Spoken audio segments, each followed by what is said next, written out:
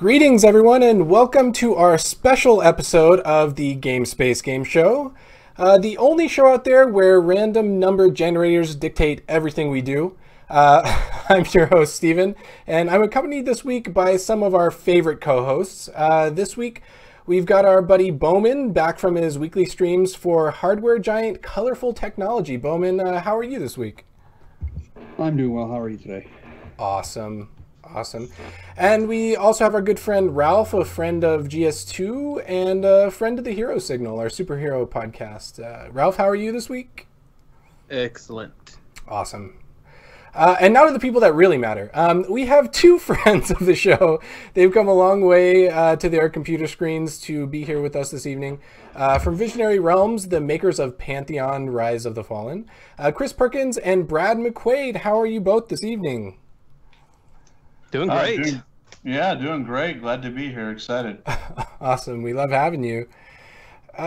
So tonight is a big night, and we have a lot of questions out there from the community. As we put a post out a few days ago asking everyone to throw their questions in, and they obliged eagerly. So we are going to hit those questions a little later in the show, not too long from now. But we, before we get started, we're going to mark something that I think it's a little milestone that I think is pretty great. And that's this past week, you guys revealed all 12 of the Pantheon classes, which I think that's pretty great. And there was it's pretty great too. There was finally. There was a playthrough a couple of weeks back, and while we're streaming, I'm going to show the gameplay from that.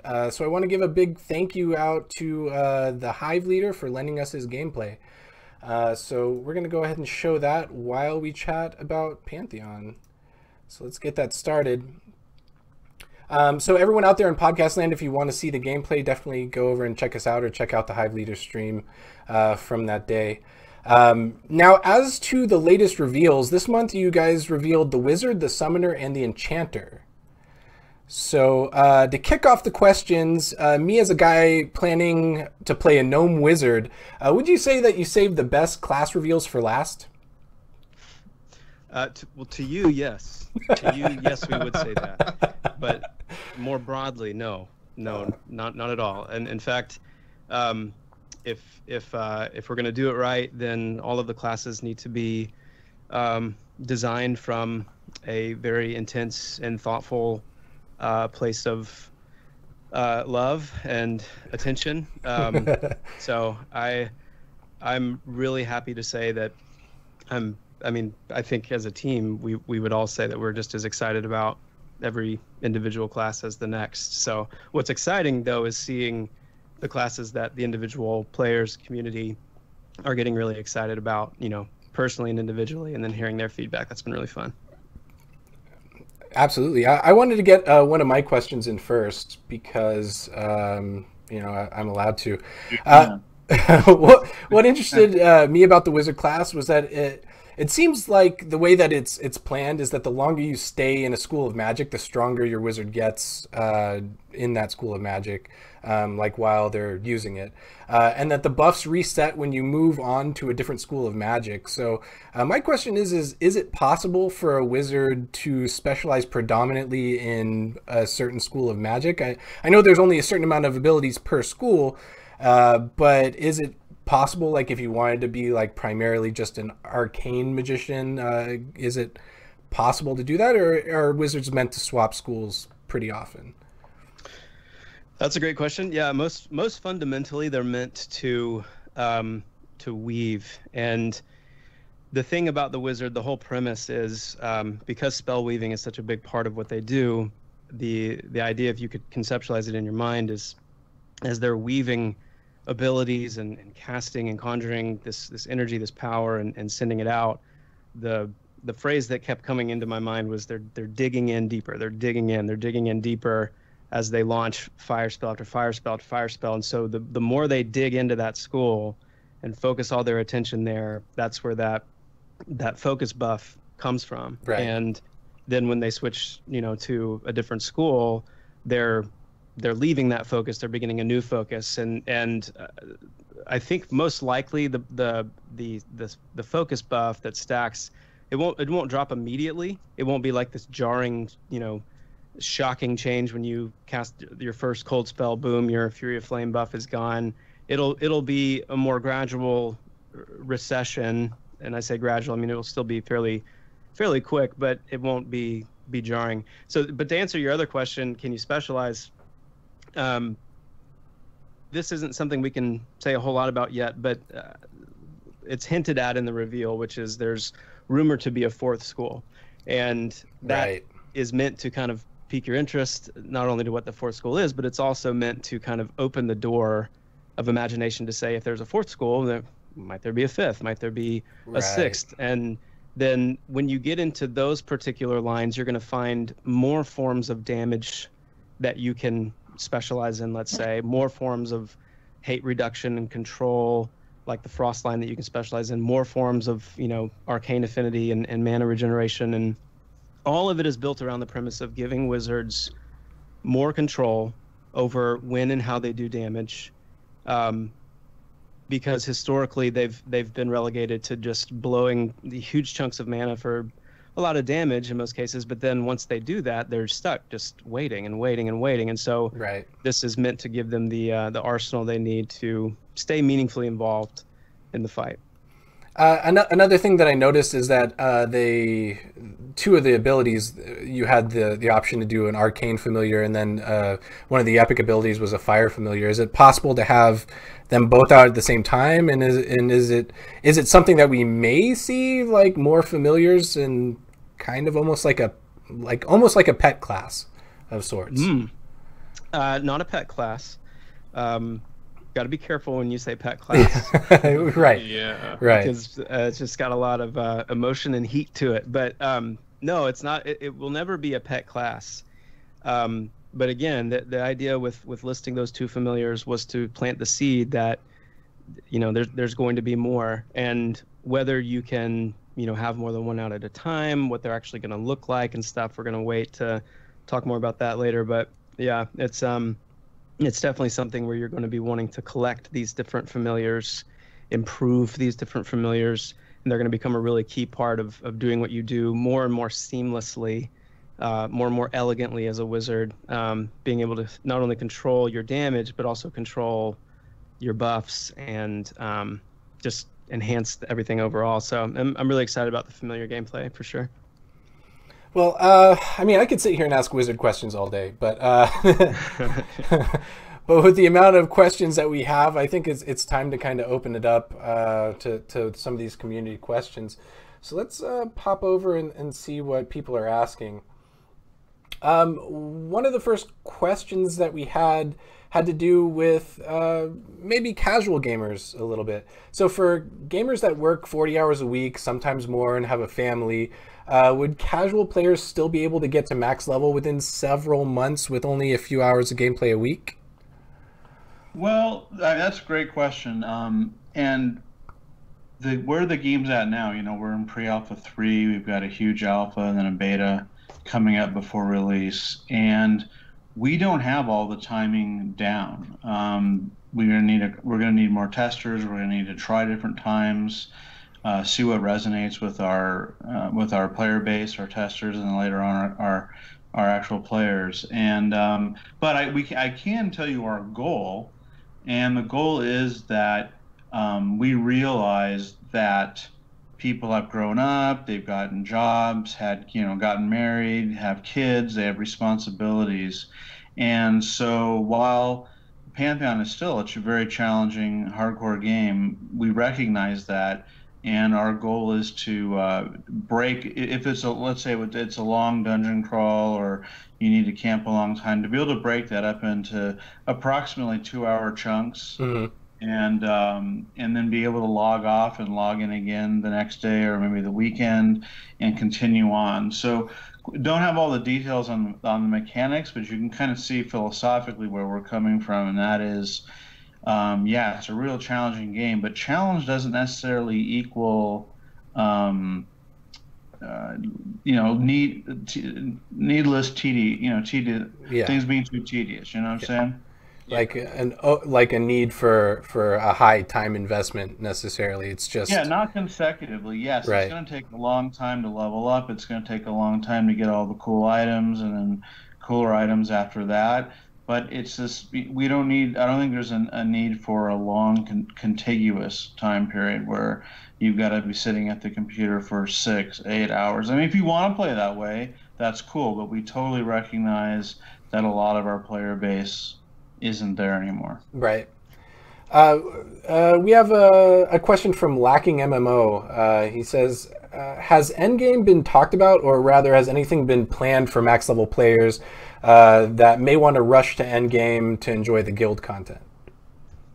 Well, I was just about to say, one of the things that really goes hand in hand with the previous answer is it's such a delicate balance, because when you're thinking about the players that have less time, consecutive play session, or just time in general, and wanting the game to be accessible for them, it's kind of like, combat balancing in a way, where every give you're also taking, and every time you take away you need to think about where you need to give. And it's something that really there's no good thorough way to answer this question at this point in development, because so right. much will come in alpha and beta as we fine-tune that stuff, the overall experience curve, the overall leveling speed. That's a lot of feedback we're getting in pre-alpha right now. I'm going to be taking the opportunity to speak to our pre-alpha testers directly here and there tonight. I'm sure Brad will too, just to kind of answer some questions we see on coming in from some of them from time to time. But the leveling speed right now in pre-alpha is accelerated pretty substantially, and it's almost arbitrary. And I don't want to make that sound flippant, but it's just one of those things that until we have more players, more content, more room to spread out, things to do, aside from just killing, we really can't answer it specifically, but we can speak to the philosophy, and that is we want it to be, like Brad said, it's something that we want to be a meaningful investment of time, significant reward for that time invested, and we want it to take a good amount of time as well. We don't want it to be over in a flash. And so then your question though about raids and max level content and things like that, that's the other side of the coin, because if players are able to, who can play, consecutively, or sit down and play for 24 hours at a time, and cycle different users to log in when the other person needs to pass out, that kind of stuff, that's the other side of the spectrum that we also need to consider. And we won't go into too much to that right now, but raid content, from the very beginning, for me personally, I was an MMO gamer before I was a developer, right? And I was an MMO gamer for a really long time, and so I've experienced firsthand that sense of launching with a game, diving in, leveling at a competitive pace, and then getting to Endgame and realizing there's just absolutely nothing to do. Or if there is something to do, it's usually tacked on and hanging by a thread, and you break it, every time you touch it, and it just seems really, kind of second thought or whatever. And we have already, with that in mind, we started our whole world building process with the commitment to have 3 raid zones defined and conceptualized and planned and gone through pre-production and all those things from the beginning. And that's a raid zone, not just an encounter, but zones, full zones that are devoted to raid content with, of course, several points of that kind of apex raid encounter within them.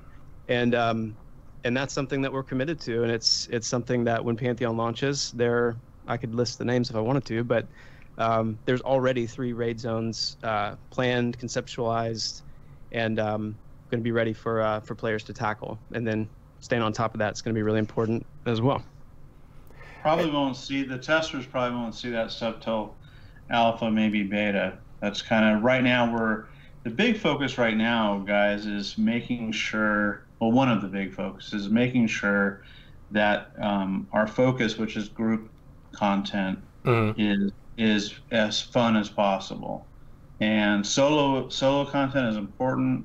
Raid content is important. We love you guys, but Pantheon is primarily about that group dynamic. And this early in testing, we better get that right. And so far we are. The people have been responded very positively, but that's our focus right now. And that kind of goes into another question that was asked. Skadat asks, will this game be more about the journey than the max level daily grind that most modern MMOs adopt? And you kind of mentioned that a little bit, because even from the get-go, you were mentioning that it's very group focused. There's like an interdependence between the different classes. So in that way, it sounds like maybe a little bit of both, right? I think so. I'll give you, we're speaking a lot about philosophy, and sometimes it's harder to implement philosophy and have it actually work. I mean, I don't think that every MMO out there was developed where the developers and the designers are like, well, we're just going to race people to the end. Mm-hmm. That would be kind of a sad use of resources. You have all these other zones, low level, mid level, and they're never used. But unfortunately, what happens is this perception pops up that supposedly all the fun's at the end, and then the game, and this is where I do hold the designers a little bit responsible. The game will allow almost unmitigated power leveling, so that you can skip content and just zip to the end where supposedly all the fun is. We're committed to the journey, mm-hmm. and we're committed to have compelling content at low, mid, and high levels. I think Chris has already addressed the guilds there, but it's about the journey, and we know that we have to proactively reward moving around the world, adventuring, exploring, making a compelling reason for people to move around. And just sitting there, in fact, I can't go into too many details now, but just sitting there and power leveling to reach the end game, if you do that, you're going to find yourself ill-equipped for that end game, because so many things are achieved by exploring and enjoying, hopefully, the world, including certain skills, abilities, items, etc. So you're going to be encouraged and hopefully have a much better time playing the game all around the world, from low to mid to high. Awesome. And we see in this video, from what I can tell, it's a pretty decently sized group that they have going on here. And one of the questions they say, or they ask, Bluefish asks, what is the group size that content is being designed around? So, and that's kind of an important question, because if it's just like you by yourself, or if it's you and maybe just another couple players, is there going to be content that people can do if they don't have maybe a full group? And as far as Endgame goes, what are we looking at in terms of group sizes? Well, it's being designed around six player groups right now. And I can just about guarantee / confirm that there will be obviously content for 6-person groups. There's going to be content designed around, tuned around two groups, 12 people. Okay. And on up until we decide, okay, that's, do we want to lock in around a 24-man raid? Do we want to push to a 40-man raid? What happens beyond that? What are the in-between places? I mean, there's a lot of things that we're going to be, again, in alpha beta, putting some of our ideas and plans to the test and seeing how things feel. But Pantheon is a challenging game, and that's easy to say. And if I were just listening to me right now as a player, I'd be thinking, okay, what does that mean? That's so easy to say. What does that actually mean?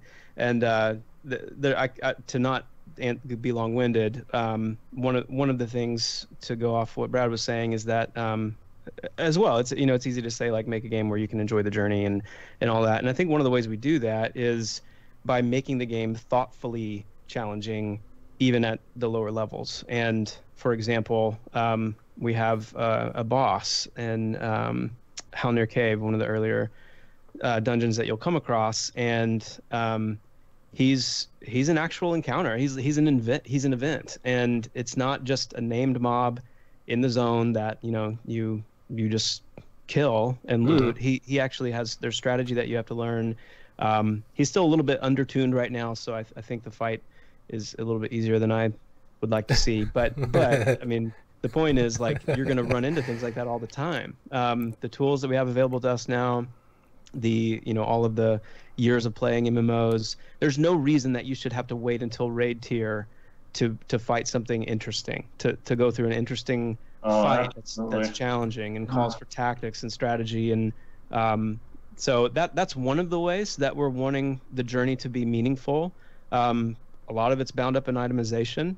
A lot of it's bound up in horizontal activities like crafting, harvesting, and how meaningful that actually is to the game, and how it cross-pollinates with the adventuring sphere. A lot of it's caught up in the perception system, which we're expecting to be a fairly popular system for most players, even if they're not typically drawn to quest and story content. I think it's going to end up being a pretty engaging thing. So all that to say, again, you can't control how quickly people move through the content, right? But we're putting a lot of things in place to try and make that journey at the least more enjoyable and more interesting and more replayable, and certainly more challenging. So awesome. We've got the community blowing up out there. Lots of other questions coming in. Bowman, you've been paying attention to what the community's been doing. Do you want to give us a couple questions that they're asking right now? Yeah, so I had one question, but it looks like it was just answered in chat. So one question I do have is from Goats Are Goat, asking how in depth will character creation be? Will I be able to make my ogre warrior look different than everyone else's ogre warrior? You can expect a pretty standard character creation system. It's if I had to look into the future and say what I feel like we're trending towards, it's not a place where we're going to be dumping a whole lot of resources. And what I mean by that is not that we're going to skimp it or we're going to, overlook it or ignore it, but just to say that there's going to be your standard, what you've come to expect from a typical character creation standpoint. But then to build on top of that, one thing that I know for many of us was really important is to capture that racial identity by having starting points with the different races, silhouettes, if you will, that were very unique and identifiable. So that means even though you're ogre, you're going to have some facial customization, you're going to have some height customization and skin color and hairstyle and hair color and a couple of different bells and whistles that you can change. You're also going to be an ogre, which is going to, in and of itself, have such a unique, identifiable footprint, visual footprint, that too is going to be part of distinguishing you from other players. So I think we're going for a sweet spot of making sure that players feel like, yes, they can achieve a look that they feel is themselves and unique, while not going crazy overboard on the most minute little details that no one can even see. So awesome. Yeah. Now, I saw a question in chat a little bit ago, and it referred to items and itemization and really like item design philosophy. Like, what are you guys' item design philosophy when it comes behind like making items? I was specifically, in my opinion, like I'm thinking more towards like rare items, because as a player I like to find those rare items, and I know boss drop, like you might get some from boss drops, but I'm wondering specifically for myself, would there be like some like discoverable in the world, like in secret locations? Because I know you have the perception system going on in the game as well. We're gonna have most items like ballooned in to players directly, just constantly, just all throughout the play session. I thought they were dropped from storks, but yeah. Yeah, well, you can't see where they're coming from, so come get your stork loot here. I'd be okay with some stork loot. I would be too.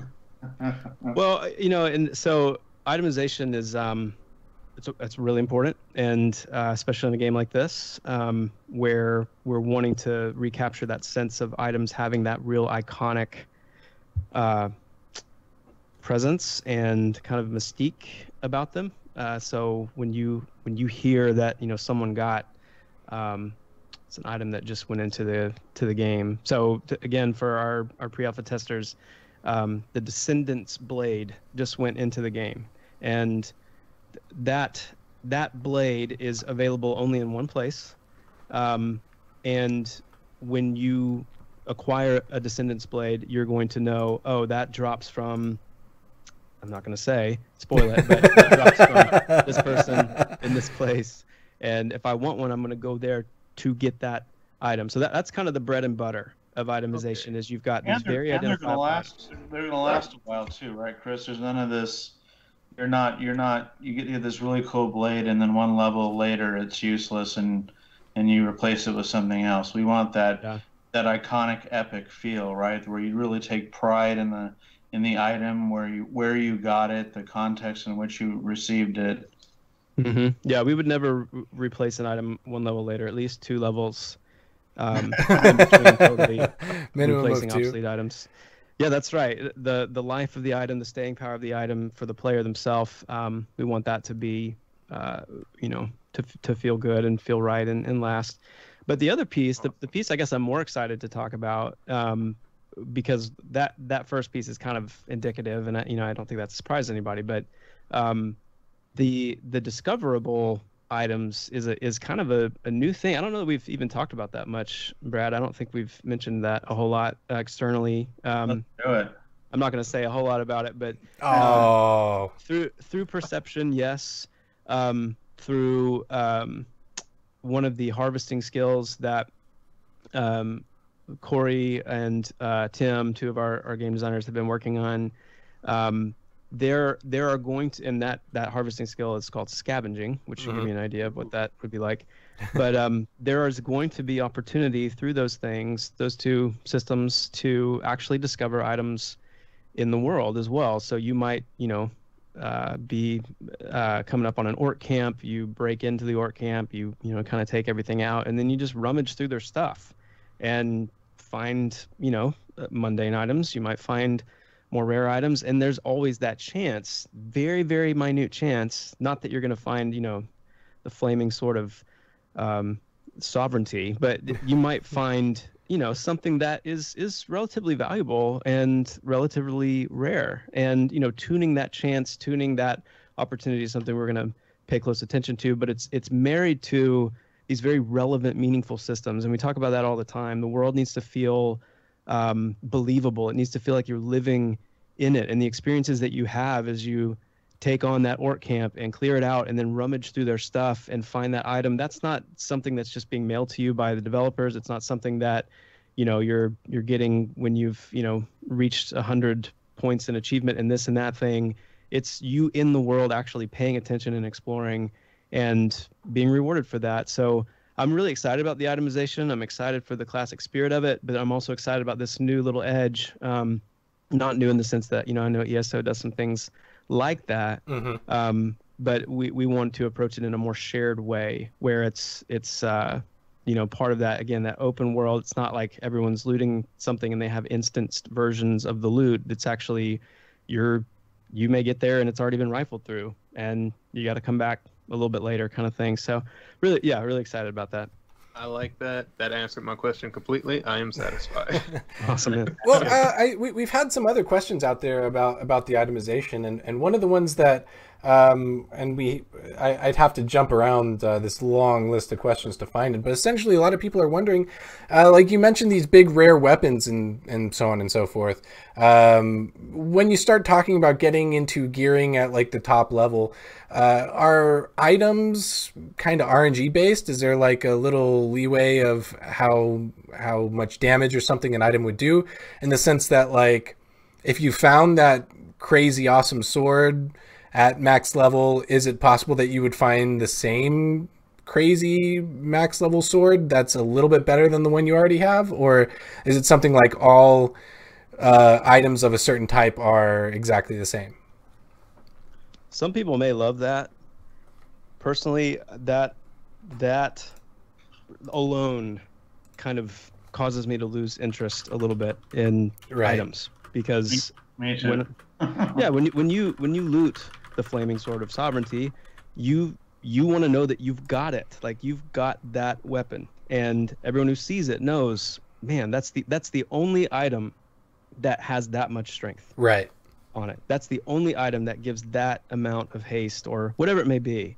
And for the lifetime of that item, that it kind of carves out that reputation for itself. And even down to the more mundane items, when you have the ability to RNG roll your stats, that alone starts taking things away from that recognizable, identifiable approach. And so that's not something that we're going to do. Full disclosure, though, we will be having expansions. We will have a live team. The live team's job is to not just fix issues and balance issues and bugs, but to keep the existing zones updated.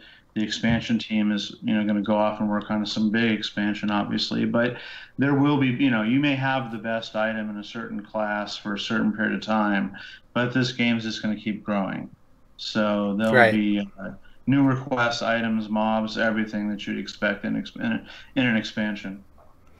Yeah, absolutely. And I was just going to add quickly that we've had a few internal conversations about potential ways to preserve that identity, but then also give players a way to, potentially do something with those stats, be it, amplify a stat or whatever it may be, or enchant the item with a proc, something like that. And I would even put those into different categories, because a proc doesn't change the base identity of the weapon. It just gives it new potential functionality. Actually amplifying a stat or re-rolling a stat or whatever it may be does. And so we're approaching that much more carefully, but it would likely be something where if we did do that or moved into that eventually, then it would most likely take that item out of circulation. It would become something that was bound to you, and that way whenever that item is actually being circulated, it's only able to be circulated as what it is, irrespective of what an individual player might do to personalize it. But I'm mentioning that only as like a far away possibility if we were to consider doing something like that. It is worth noting, Chris, for people who might not know, though, that the vast majority of items are tradable. Yes, that's correct. We want a very strong player-driven economy.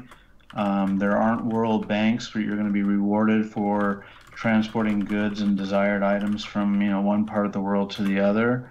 So what Chris is talking about is maybe augmenting or something, a special item for you, and then it's no longer tradable. So the default is it's tradable. Okay. Man, we've just got so many questions rolling in. Let's hit a few more from the list. Serafita asks, will there be diminishing returns on crowd control abilities? That laugh didn't sound good.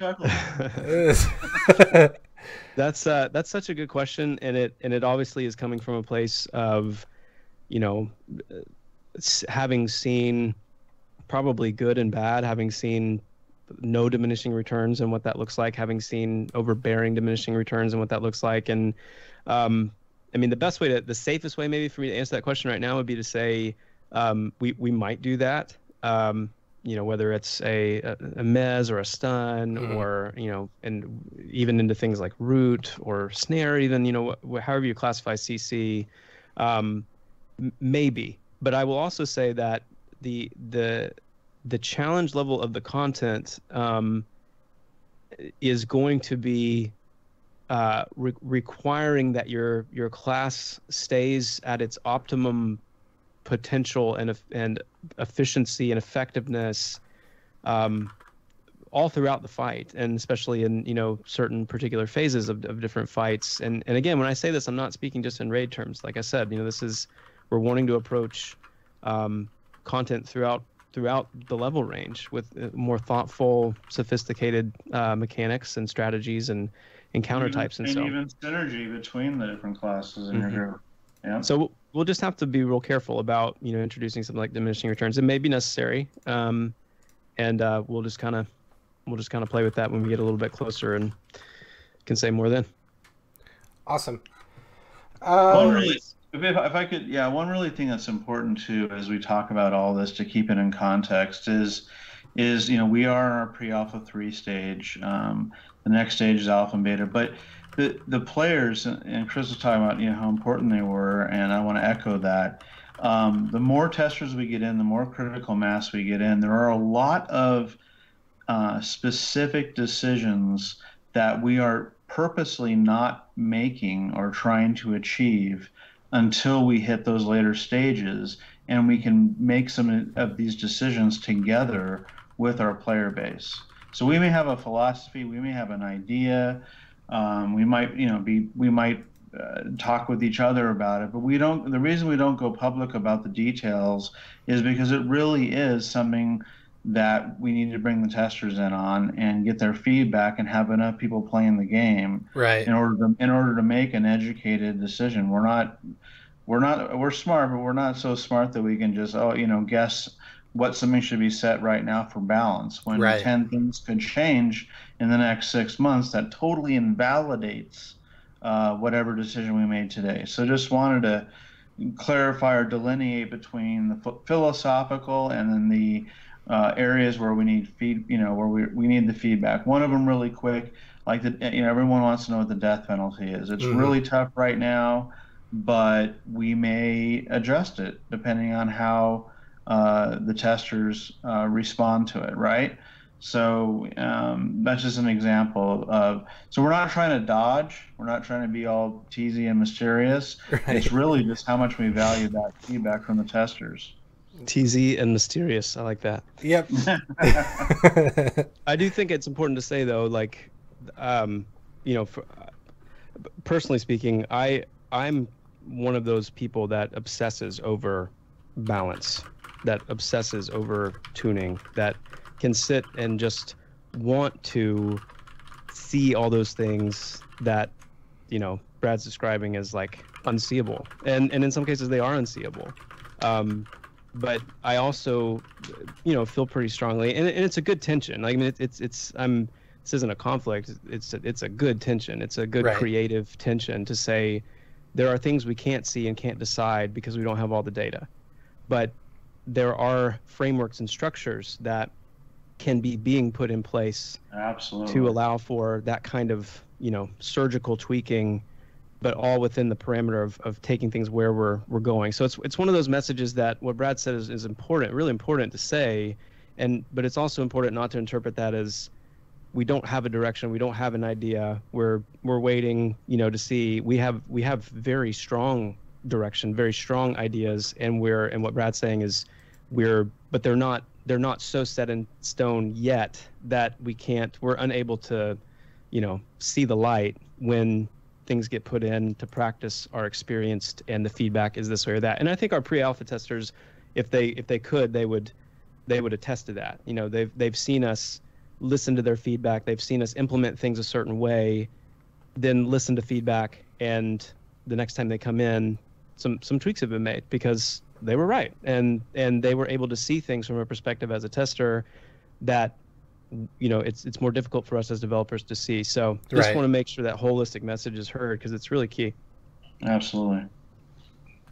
Ralph, did you get to pick some of those questions out? Yep, I saw one in here. It's so when I was looking at the classes, and somebody else noticed this as well, like the rogue and the druid have like abilities that help around in the world. Like you can let a rope down for the rogue, or the druid can make a bridge. Will other classes be having similar abilities as such, or will these like just stick to classes? Like in my opinion, I think that kind of like obviously they would have them, as like a rogue is sort of like a thief and a druid works with nature. So like what do you think about that? Like, yeah, no, that's a great question. Yes, there will be other classes that have abilities like that. So the summoner, for example, with the raft was another one, and the warrior with battering ram being able to break through some of the environmental walls. And if you notice, there's they're kind of all riffing off some of the same things, just maybe a little bit different, and maybe they go about them a little bit differently, but they're kind of accomplishing somewhat the same purpose. So, for example, the Vine Woven Bridge is a gap closer, just like the Ranger has Beck and Veilhawks that come and pick him up and carry him across. That who's to say that Beck and Veilhawks can't work on another player? Right. So, and then you've got things like battering ram and length of rope, and things where there's a section of area that you can't get through. So you've got a rogue with you. He's going to lower a rope, or the summoner's going to summon a ladder, and you climb over the wall. Or if there's a warrior and the strength's high enough, then they'll just break through it if they know how to get through it. So there's going to be things like that are hopefully complementary. And a lot of that stuff, just the itch that scratches, I think, is something like I'm a huge Legend of Zelda fan, early like console Legend of Zelda, and just that feeling, certainly more exciting and intense when we were younger, but that feeling of getting the blue tunic for the first time, or the hook shot, or something that once I've got that, I know that there's so much more areas of the world that I can access now. But then we're taking that and we're putting that in the context of a social game where now other people can benefit from your newfound ability to access these areas. And I just think that's going to be awesome. Just that kind of shared experience is really exciting. So yeah, that's a big theme. I love that people are picking up on that and expect more and more of that kind of stuff to unfold and be discovered by players as the game gets closer to launch. It's all about putting the E back in PvE. I should have just said that. I probably could have said that. That would have been enough, right? All right, and then I saw another one. It's from the same person, Seraphita, asked, will there be diminishing returns on crowd control abilities? There needs to be diminishing returns on that question, I think. Yeah. Then we already answered that one, right? Yeah, I think we already did that one. Okay. Yeah. All right. I had a feeling. Yeah, no worries. One of the questions that they asked, and everyone's kind of interested in this because it seems to be a big deal in a lot of games, but achievements.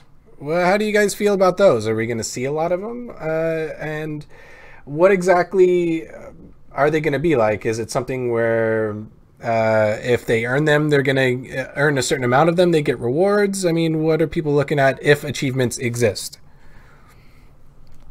What I don't want to see is so many achievements that I don't even know what I'm achieving when I get them. That tends to be my experience, is standing around doing something and then all of a sudden I achieve something. I don't know what I achieved. You passed this tree 27 times. Yeah. So guys, I would say achievement. We're gonna hold back on that and not jump into that right now. A little bit too early. Okay, that's fair enough. But you're gonna know what you achieved. If we have something like achievements, you're gonna know what you did when you did it. It's gonna matter. You can say that. I mean, that's just a common thread throughout our philosophy, I think, is when you do something, it matters, and there's an effect, positive or negative, and it's going to have context and meaning. We've got a very general question, and I'm sure that we could go through this around and around, but what features in Pantheon do you feel are the most unique? Are there any features that you see Pantheon having that other games don't have? Yeah. Well, before Chris jumps in, I just want to encourage everyone to go to PantheonMMO.com if you haven't already. Mm-hmm.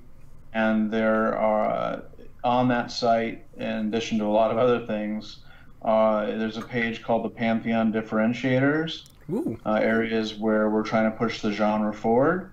And there's also a very detailed FAQ on there as well. So please do that, because obviously we're not going to cover everything in this podcast. So right. And just keep it short and sweet. The perception system, dispositions, and extreme climates and atmospheres. are the three that come to my mind first, Mhm. and I think certainly the three that I think there's a lot of questions circulating about right now. But then there's several others as well, and some are more, you know, prominent, some are a little more subtle. But yeah, if you spend some time reading that part of the site, you'll see kind of what we have planned there. Excellent. Let's see. Bowman, I think you're working on a few questions at the bottom of the list. So we're trying to get through them all, everybody. What do you got? So let's see. So Canthar01 has a couple questions here. Will there be any non-combat activities to do in cities where players could become like diplomats or other? That's not diplomacy kind of thing. It's not planned for release. Based on the games we've worked on in the past, though, I'll just say this: I wouldn't be surprised to see us go in that direction in a future post-launch expansion. Leave it at that. Excellent. Okay, so I see it. This one here is a more class-specific question, and it was asked by might say it wrong, Punahau. And it's what makes the Dire Lord a desirable tanking class? You know, because other tanking classes have more damage mitigation or lower, and the Dire Lord has lower damage mitigation. Like, will their leeches and taps and heals be large enough to compensate for that? Yes, they will. Question answered. All right. All right. I could go way long on all of these class questions, and would be a lot of fun to do that. But I'll say a few very general things. The first would be the Dire Lord is not intended to be a broken tank. They're not intended to be a tank that can't tank. They're intended to be a tank that can tank effectively as a main tank in all levels of content, and they're designed to do that in a very different way, which I think is a lot of fun and Awesome. and really refreshing. The other thing that I'm honestly surprised that more people haven't picked up on, or at least not that I've seen, is the focus that the Dire Lord has on magical enemies that are attacking and behaving and doing things and using effects that are magical in nature. Because if you've been paying attention to, first of all, the message that we keep sounding, which is these class reveals are not meant to be exhaustive. They don't list every single ability that these classes have. Many abilities are not listed because they're abilities that are found and discovered in the world by the players, and we're not going to spoil those. But what you can start picking up on with the Dire Lord is this magical, this magic-based defense that they have that is really powerful. And again, going back to what we talked about at the beginning, how we want to design our different encounters to be more thoughtful, more engaging. The fact that they're so effective against magic-based enemies is a really big deal, and so I just want to call attention to that. Would love to see, more attention and conversation about that happening in the community, because there's plans for combat and encounters, especially regarding tanking and how tanking is traditionally done, where you have a main tank and an off tank, period. That's just kind of it. Or you have, a main tank and then a secondary main tank and a third main tank, and you do, hate rotations and you're tagging and passing it on, and you've got but there is going to be some new things that we're going to be trying to do with encounters where don't be surprised to see things where maybe you need two main tanks simultaneously, because you're fighting an enemy that is dealing physical and magical damage at the same time in different ways, and things where we're trying to think out of the box and when we say like all of these tanks are going to be viable in Endgame, it may not necessarily mean that every tank is going to be just as good at physical mitigation as the other, but it may mean that you're going to need more than one tank doing main tank type stuff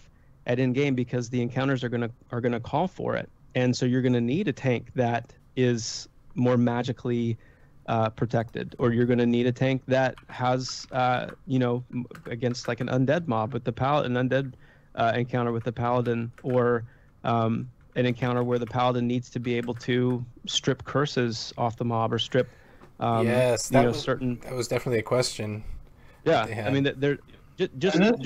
And this just goes back to what MMO players and developers have wanted for such a long time, and that is, you go fight another boss, and all he has is more hit points and he hits harder, and that's just so simplistic and repetitive. So what Chris is talking about, changing up the environment, making it's not Groundhog Day where it's the same feel, same strategy, breaking that up.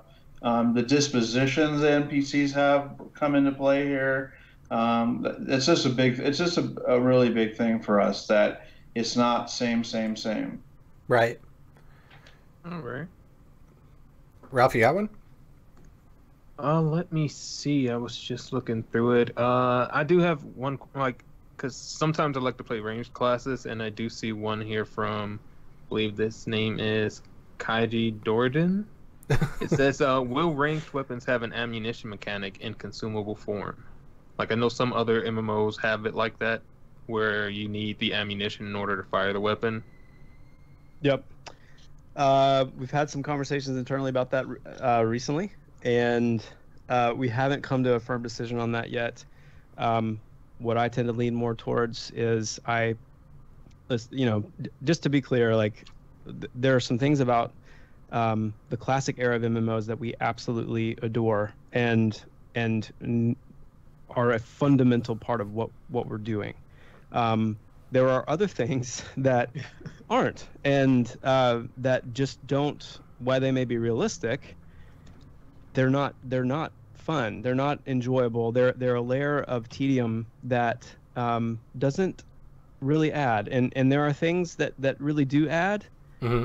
and then there are things that really don't. And I tend to fall towards the side of that being one of the things that don't. Like when you go to a woodcutter NPC to get materials, but they're gone for an hour because they're out actually chopping wood. Like right. That's cool. Like that's realistic. Yeah. But like it's just, if we want to keep things to a 2 to 3 hour core time frame, like we have to be really smart about certain decisions like that. So again, nothing set in stone, but I would not, you should not be surprised if you see ammo being I guess just say unlimited or infinite when it comes to maybe the core ammo, and then potentially, and I say core ammo meaning like every time you loot an arrow in the world, those arrows, depending on what tier they are in itemization, they'll do more damage, they'll whatever, but they'll be in an unlimited form. But the ranger, let's say, perhaps would be able to craft specialty arrows mm-hmm. that are significant in their effect and whatnot, and those might be a resource that can be depleted as a contrast to the other. So that's probably what you say.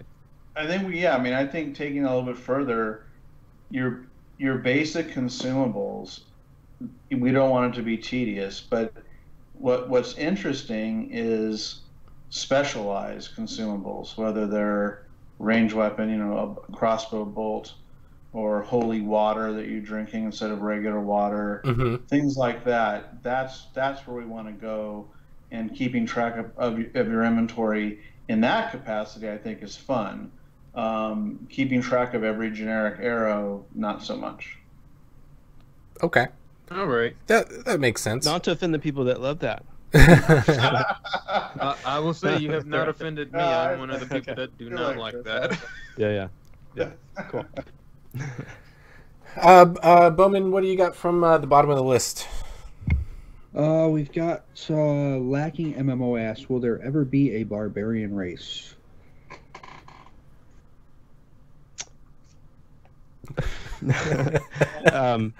Pre-launch, no. Post-launch, I wouldn't rule out anything. We have a grand vision behind this game, and we have such a committed team.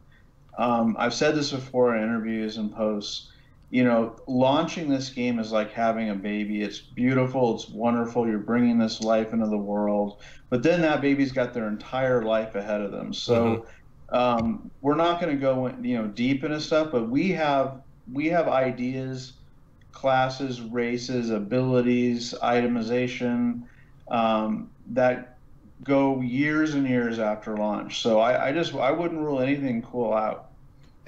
I don't mean Babies to rock and the- barbarians confirmed. Babies and barbarian. That baby might turn into a barbarian. I don't mean to rock the boat here, but I just want to ask this and just see you guys' opinion on this. This is just my personal question. Now, are barbarians really a race, or are they more a group of people? Because I feel like any race can be any group of barbarians, really. I would say we can't answer that yet. Okay. I mean, I would say that you could take it both ways. It really depends on the game and kind of what they choose to embrace. Definitely resonate with, like, for example, personally in EverQuest, I loved the Barbarians in EverQuest. I thought it was a really cool race. I loved their starting area. I didn't like playing in their starting area, but I'm glad that it existed. Kind of like I felt about halflings. I didn't want to play a halfling, but I was glad they were in the world. Yeah. That said, how we handle something like a barbarian, we've said before many times that everything we do, we want to make sure is tethered to the lore of our game and makes sense within the lore of our game. And that's the best way I could say. We can't say right now because it would really be a matter of going to the lore and just seeing what would work. But I understand, and I definitely hear what you're saying as far as the distinction there. Oh yeah, I just wanted to know like other people's philosophy on it, because that's just kind of where mine is, when I think about it. That makes sense. We've got a question from Aranov, who asks, will money, gold, silver, copper count towards your weight encumbrance? And will money auto-convert when you loot, so you don't have a bag, or is there going to be like a currency wallet or something like that? Like, what can people expect from currency, I guess? I don't think it would be wise to cause money to add to your encumbrance. Beyond that, it's too early to say, but I don't see us. That's another thing that Chris was talking about, the realism versus fun. Mm-hmm. Yeah, you can take realism too far, and so I would agree. I don't see a lot of positive gameplay. Now, managing your inventory in general and finding containers that reduce weight, that have more slots in them, things like that, that's fun. That's collecting items. So, I would say yes to that, but just, hauling around 1 million copper and at 2 miles an hour doesn't sound fun. No. That's true. That's true. Realism flew out the window anyway when you had 1 million copper pieces in your pocket. So that's when you switch to the medieval type debit card. Yeah, just a big slate of stone that you just roll around. Yeah, exactly. Okay. Like kind of like the Flintstones. Now we're going back to that. Got the dinosaur to chew into it. Where are we at? Ralph, something from the middle. What do you got? Yep. Brislin asks, will there be any areas that are more perilous at night? Even more dangerous without a torch and or magical light? Yes, and yes, and yes. Question answer. All the yeses. Quadruple yes. Yeah. Excellent. Is there anything more you might want to disclose about these areas? Well, that kind of fits into climates, atmospheres. You want to touch on that, Okay. Chris? Yeah, it does. I mean, so in general, when nighttime happens, you can expect there to be some population changes in the zone. The different creatures, different, and some things just normal. Different types of animals, different types of sounds. The whole ambience and and all that will change. But we've got a pretty cool system in place, just as we're working on things like disposition and NPC AI in general. Being able to set up NPCs that have different patterns of behavior at night. So during the day, the guards might, instead of just patrolling, they might be carrying a torch and go to different, braziers and torches and actually light them. And you'll see people going inside at night in villages. Things like that will be happening. And so with that, naturally flows some unique events and things that spawn at night.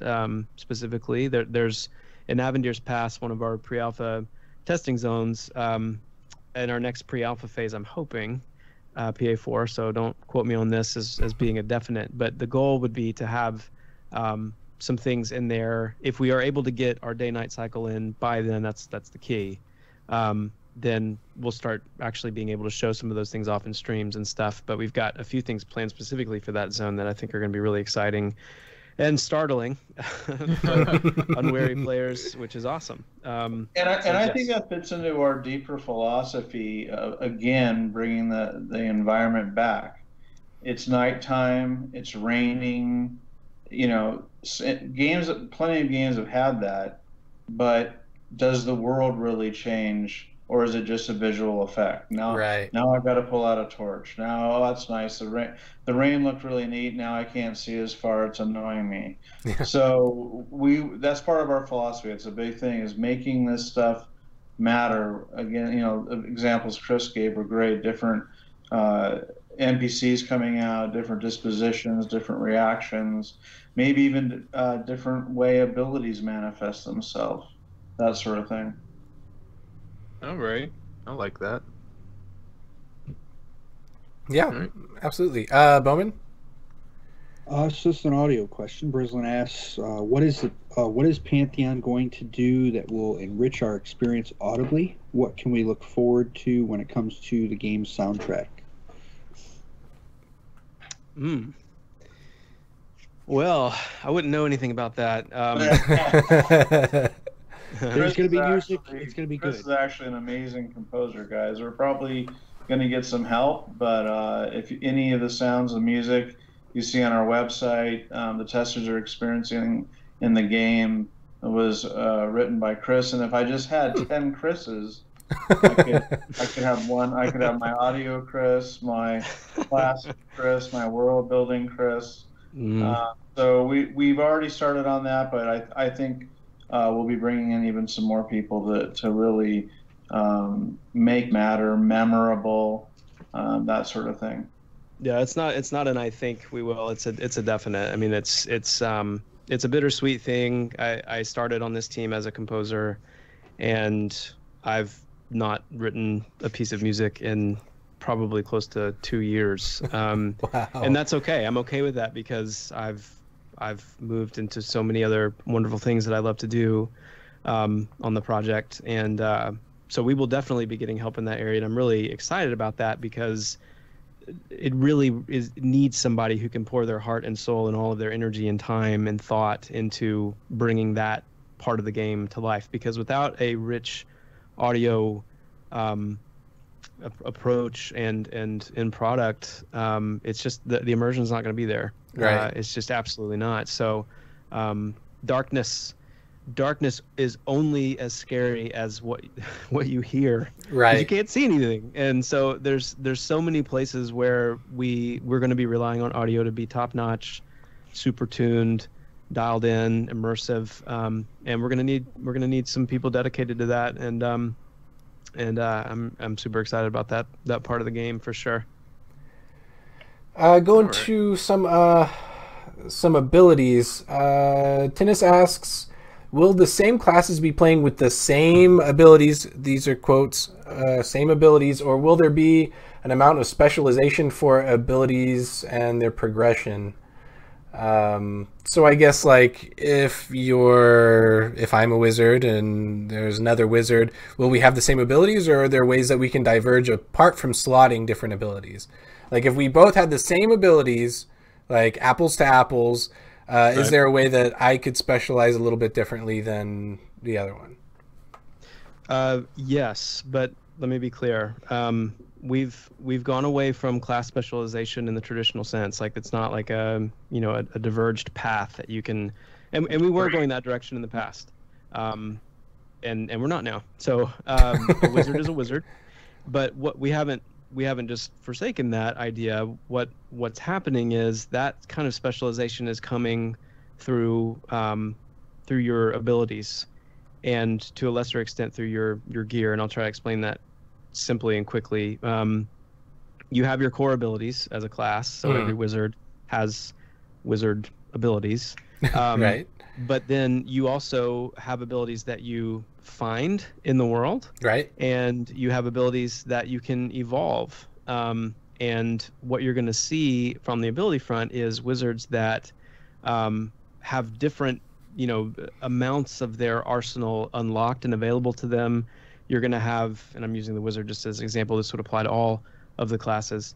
You're going to have wizards that, because of the amount of abilities and the unique kind of range of abilities that they have, you're going to see wizards with different abilities active in combat at different times to do different things, because they have their playstyle that they've developed, or they're just really good at, this, that, and the other. And so they tend to bring these spells into combat as opposed to this other person who does it this way. Right. But then there's going to be further specialization, if you will, or at least distinctions forming based on your itemization. And we talked a little bit about that on, I think, the last stream that we did, through modifying attributes, where depending on how you gear up and what kind of stats you're seeking, the goal is to make a wizard not only be hunting for intelligence. That's boring. Right. But there's reasons to develop constitution. There's reasons to develop maybe even wisdom as a wizard, or charisma, or stamina in different ways. And not only because of the universal things those stats do, but because there are unique modifiers and bonuses to those specific stats for that specific ability, that can cause it to do different things, or have a greater chance to do this, or less chance to do that negative thing, or the lots of ways that you'll see through stat focusing and through the way players itemize themselves, some further distinction there. And it's not to say that there won't be flavor of the month kind of things, right? But always our goal would be, yeah, I mean, but our goal would be to make as many viable options as we can through those different ingredients. But you're not going to see specialization in the sense of like I can be a fire wizard or a frost wizard, or and those two things come with two totally divergent play styles, and that we're not going that route. Right. Well, let's see. We do. It does appear that Brad doesn't have too much time left. Chris, I don't know if you want to stay on. I mean, we still got a lot of questions after that, but it's up to you guys what you're available to do. But let's try and get through some more questions that Brad might be able to pop in and answer. It looks like I have a lot of class questions, so let's go. Let's go to Ralph. What do you have on the list? That's not specifically class related. Not specifically class related. Will mobs suffer fall damage if you were to knock an enemy off a cliff or into a pit? Would it kill them? Most definitely. Yep. All right, that's. No, they'd have to fall far enough, right, for it to kill them. But knockbacks, you can see a lot of that in the class ability, the class reveals. Knockbacks are a thing. I think we showed even in the co-stream inside of the tribe hall in AVP, the big kind of platform there over the pit, and if you get knocked off that, you better believe it's going to hurt. If you knock an NPC off that. Right, that's gonna hurt. So yeah, you can expect to see that. Excellent. Awesome. Bowman, what do you got from the bottom of the list? Will there be or are there any plans for GM run events? That's a tough one. We love GM events, but they don't scale well. If you have 6 different servers, a PvP server, an RP server, a bunch of regular servers, however many variants we have. How do having enough GMs and actors basically to go into each of those worlds and provide them a similar experience or a rewarding experience. So it's kind of a tough nut to crack, but we'll give it a shot, and we're definitely philosophically love that kind of dynamic, real interaction with real GMs and not just mobs. But again, there is that scaling issue, so we'll see how it goes. Awesome. Why don't you guys keep going, because most of the questions that I have on my list are all class questions. We can ask Chris those in a little bit. So yeah, keep going. I've got another one here. So this is more of a server UI hardware question, I guess. Many from Bluefish, many games have integrated voice chat, and open voice chat can be a big immersion killer, but team-based voice chat can be very helpful. Is this something the developers have thought about, such as integrating voice chat? And if so, would sound filters such as raising or lowering the pitch be something possible for role players? Oh, that's a tough one. There's kind of a debate, not just within our team, but just in general of, there's so many good voice clients out there. Do you need to actually incorporate voice into the game client? We probably would rather not, because we'd rather devote those resources into making an even better game with more content and more things to do. But if it's needed, we'll do it. It would, the emphasis regardless would be on groups and guilds speaking to each other.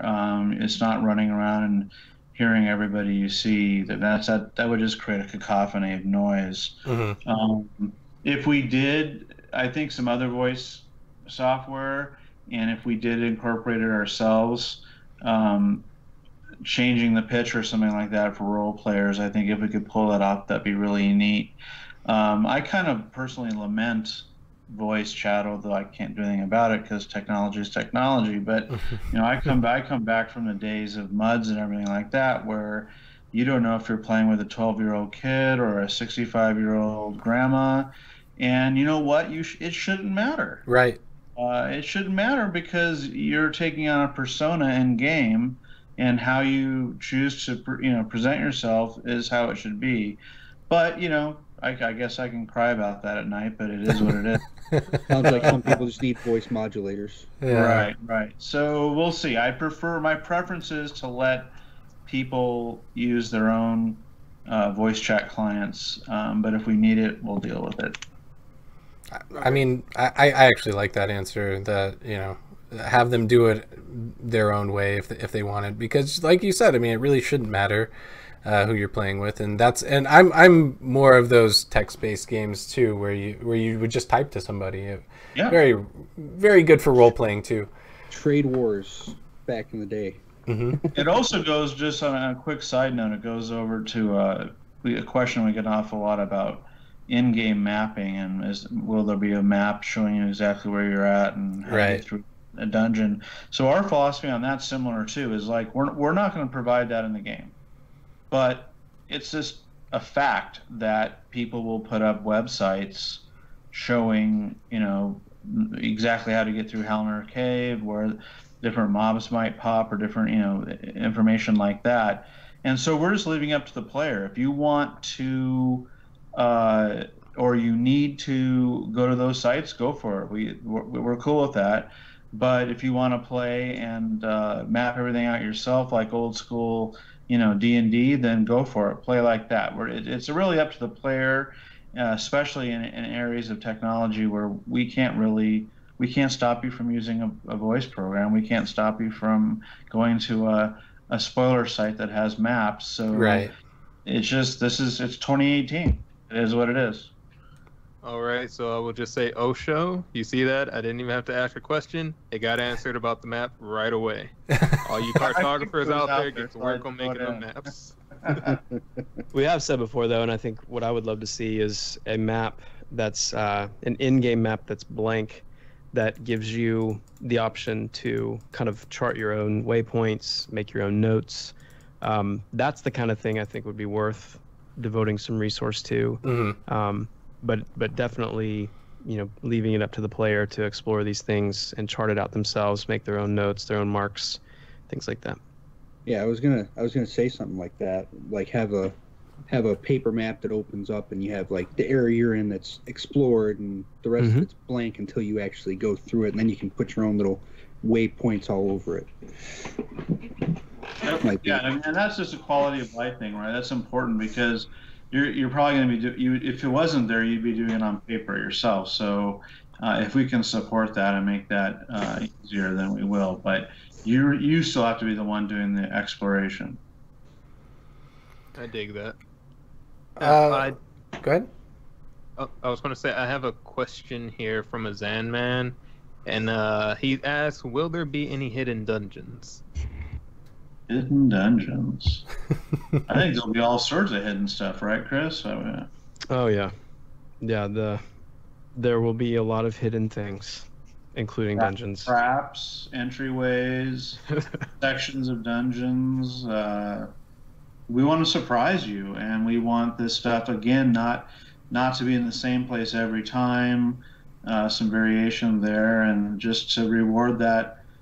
To give a sense of discovery and to reward discovery, I think is very important to us. And not just hidden behind a wall of vines or like a waterfall, but also things that are hidden and require certain class abilities, certain skills to find. And so those things that are hidden in that way will take even more time to discover, because it's not only needing then to wait to have the ability or the skill or develop it to that extent, but then it's knowing when and how to use that ability to actually search and find those things out. Whether it's a type of vision that, maybe a caster or one of the priest classes, for example, might get, or if it's a special kind of tracking that a ranger is able to do, or different things. Obviously with the perception system, there's just an endless amount of possibilities of what we can do with that system to allow for advanced, heightened, enhanced exploration and being able to find hidden things. It's going to be a huge part of the experience of playing Pantheon for sure. So in a way, it's basically like the real world, where your friend may have found a secret restaurant somewhere that has really good food and you wouldn't find it, but he would come to you and say, "Hey, I found a restaurant. You want to come with me?" Absolutely. Basically like that. Awesome. So I know Brad's got to go. Let's try and get one more question in for him before he goes. And I'm not sure if there will be an answer for this, but let's give it a shot. So how viable is it for different races or friends from different starting zones and alignments to find each other and play with one another from the start of the game? Like, aside from the distance between the starting zones, like what difficulties may friends run into trying to meet up with a friend from another starting zone? And we also, this kind of goes into another question that was just asked in the chat. How many starting zones will there be? I'm going to pass this off to Chris for more detail, but I think we need to find a balance here. A quality of life balance where you get to play with your friends, but a real virtual world where distance matters, and obviously the ogre starting city isn't going to be right next to the human starting city. That makes sense. So I think we need to strike a balance there. I think this ties into our travel system, which we are not ready to dig deeper on yet publicly. And then I'll hand off that. Chris, you have anything else to say in that area? Well, every race will have its own starting area.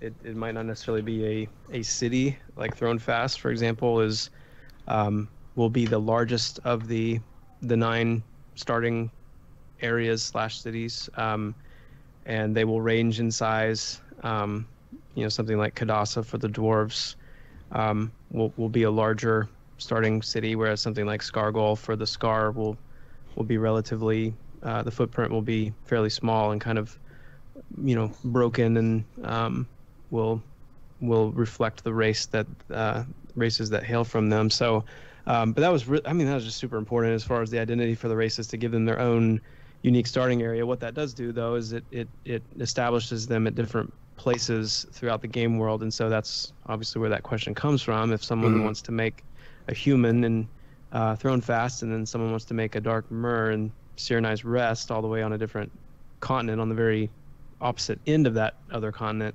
that is not something that at this time we're planning to alleviate through some kind of mechanic. Right.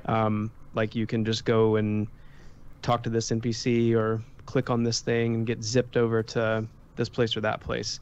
It's not to say that there's not, things we want to consider as far as, ways we can potentially do something to help, but it's always with the spirit of the game in mind, and how close do we want to get to that line before we start crossing that line. And because once you cross that line, it's really hard to hold that position without continuing to slide in that direction. So don't have a whole lot to say on that yet, but do want to make it clear that the guiding philosophy there really is wanting the races to be distinct in where they start and what they kind of start within and around. And it's also a huge part of the premise of the game, that these races have been displaced from somewhere in reality and have found themselves kind of shipwrecked in a sense on Terminus, and they don't really have a say in where they land, and they've had to carve out kind of their presence and existence there, and making their way around Terminus is a part of that kind of early rags to riches story for these races. So yeah, I can totally see that. So Brad, we won't keep you. I know you gotta pop off. So feel free to go when you've got to go. Is there anything that you would like to say? Anything that you'd want to plug before you go? Like I said earlier, check out the website. We've really put a lot of effort into it. If you dig, there's a lot of information. The lore is amazing. The FAQ is very detailed. I think you can get, if you're new to Pantheon or semi-new, you can get a lot of information there. Plus, our community is just amazing. The forums, there's people that know almost as much as we do that are always in chat or posting on the forums, helping us answer questions and get people excited and clarify things. So we appreciate the community very much. We are primarily a crowdfunded game, and that's been going really well. I want to say thanks to everybody who supported the game in any way, whether it's just word of mouth or through a pledge or what have you. And thanks to you guys for taking the time to have us. Always. And doing all sorts of things to help us spread awareness about the game. We appreciate it. And I'll leave you in very good hands with Mr. Chris Perkins. Yes, very good indeed. And Chris, you'll be able to stay for a little bit? Yeah, we can go for a little bit longer here. Okay. All right. Great. Take care, guys. Thanks, Brad. Thanks, Brad. So how about you guys start diving in? You can actually start asking more of the class questions again. Let's pop into those, and while you do that, I'll take care of all this stream stuff now that Brad's jumped off. Okay, let me take a look here and see. How will progression and customization work for minor class pets such as the Shaman Spirit Companion or Wizard Familiar?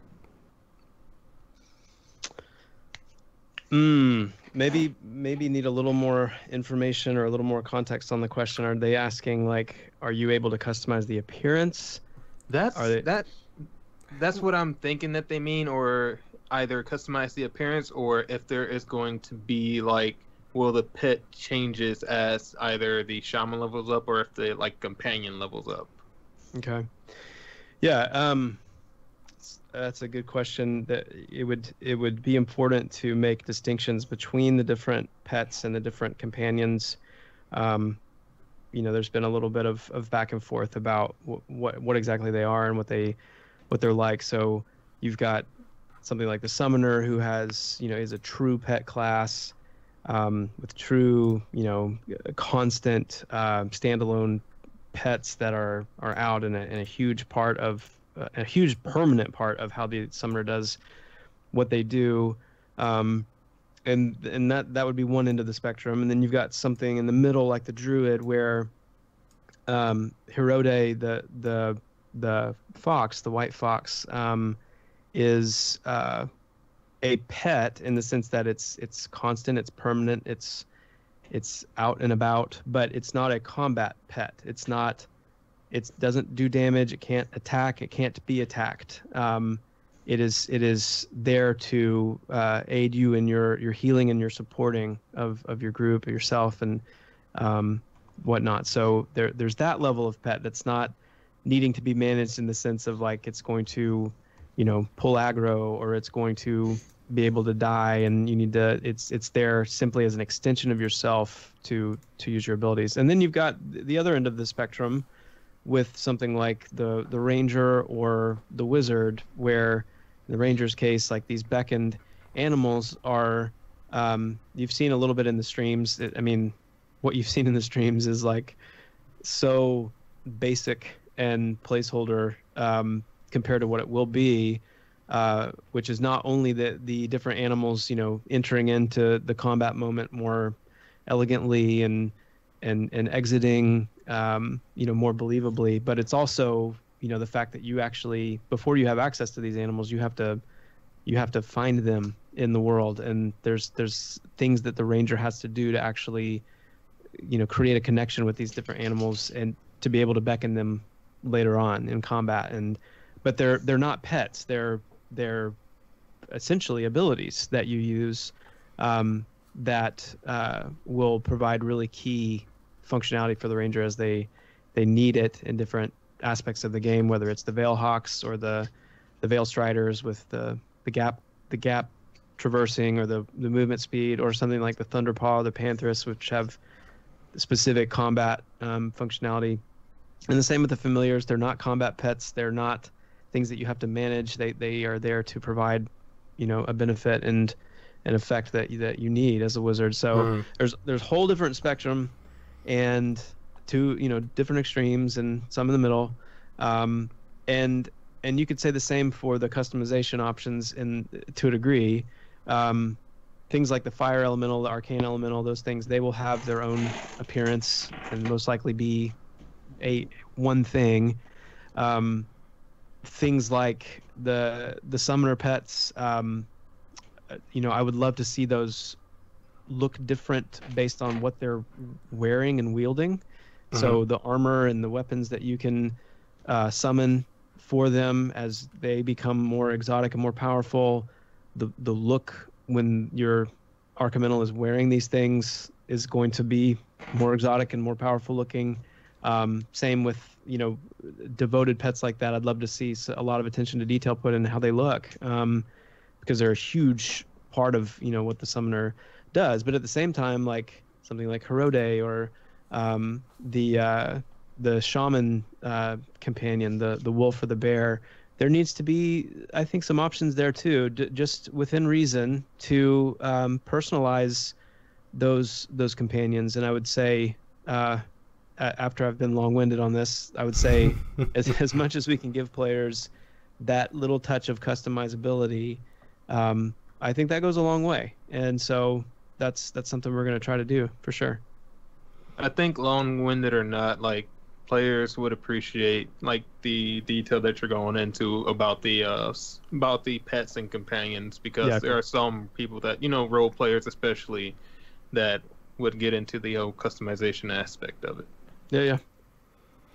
And we have tons of summoner questions that we're going to ask, but we just saw that people were asking some questions about the ability of charm. So one of the questions that they had is, will charmed mobs retain their skills and abilities? Will they use the beneficial spells on themselves? Or will the enchanter or the group and Oh, okay, I see. So they're saying, will the spells will they cast beneficial spells on themselves, the enchanter, or the group? I guess that's what they were trying to go for. And then, are you able to actively use those abilities in a pet window if you've charmed somebody? Lots of good questions. The best and most I can say right now to try and speak to each of those is there will most likely be, for every NPC, they have an ability set. Let's say they have a set of abilities that they can pull from to use in combat. And some of those abilities, as those NPCs are created, will be flagged as charm usable abilities, or abilities that can be used by that NPC when they're charmed. So when they're charmed, as they go through their processes of determining their abilities, being charmed, they will check for that flag, and if an ability doesn't have that flag, they won't use it. If it does, they will, and that will give us some control over the power of different pets when they're or different NPCs when they're charmed, and make sure that we kind of have a little bit of some hand tuning control there, to make sure that we're not running into situations where a charmed pet is just takes the place of another group member, we don't want charmed pets to be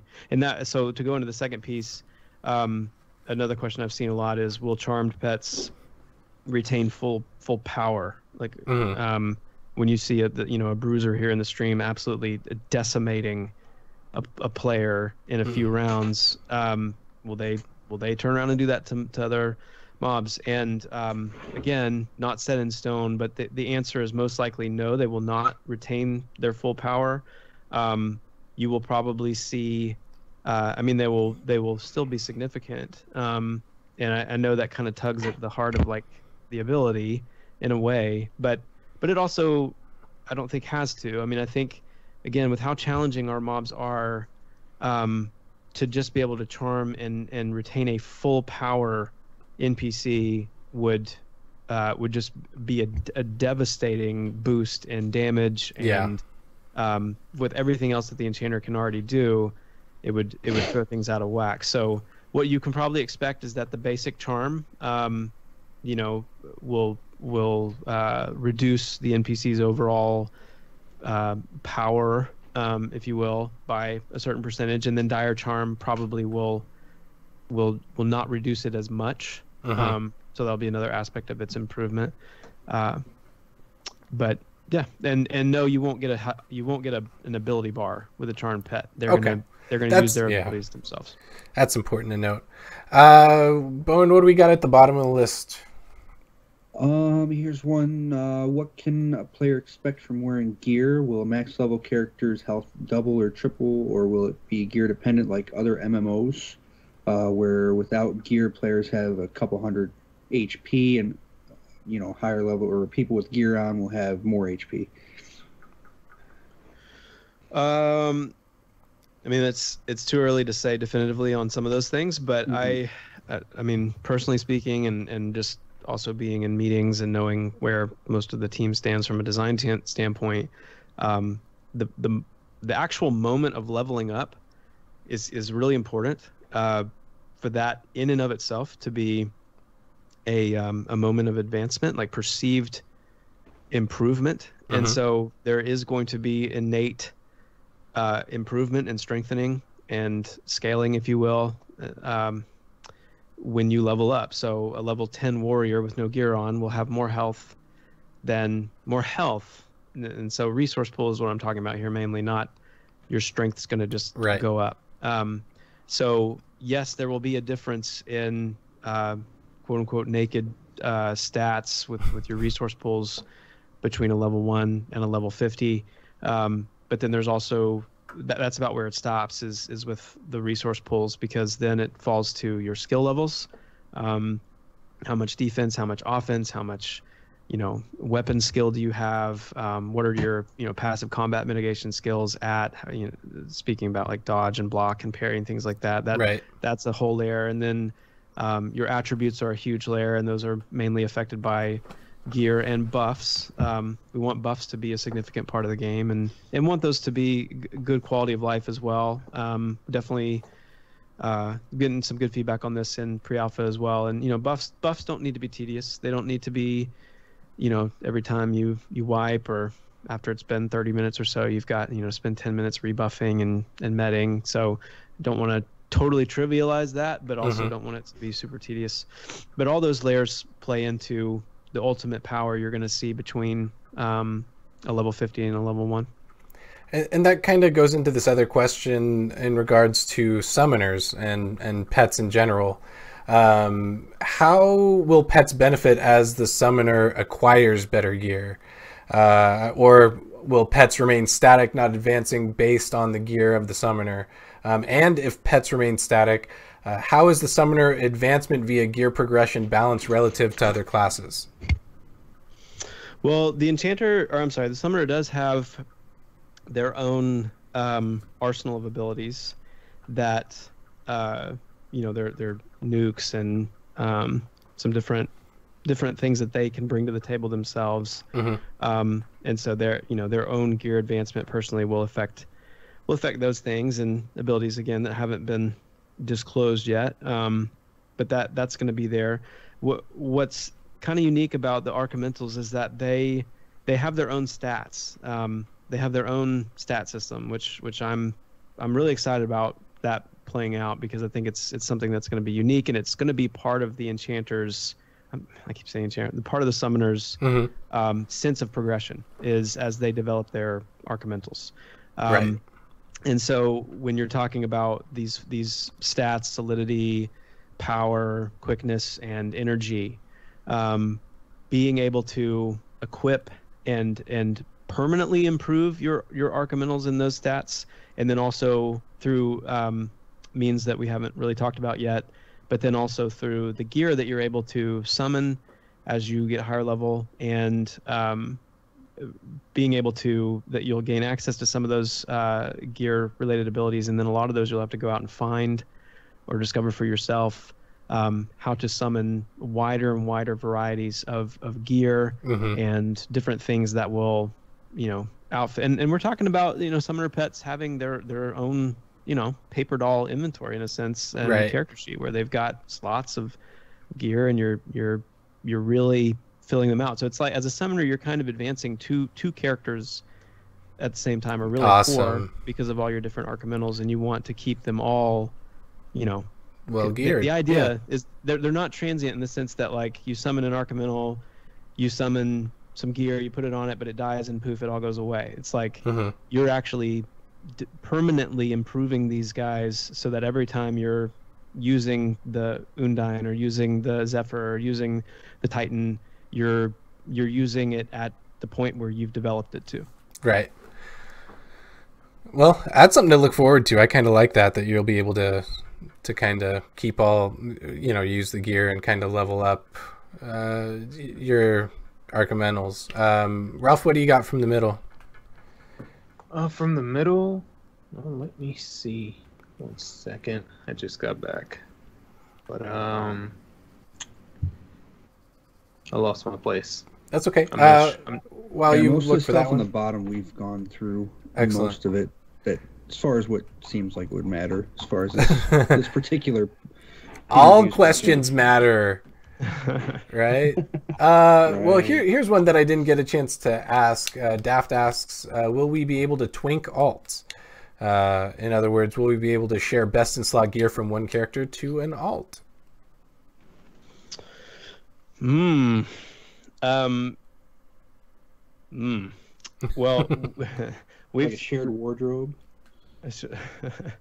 I know we've hit on this question before, and the answer I'm remembering us giving is my favorite so far, and I think it does a good job of answering it. And I'm not going to remember it exactly, but it essentially. So yes, the answer is yes. Like we said earlier, most gear will be tradable. I think that's really important for the social aspect, the shared world, all that stuff.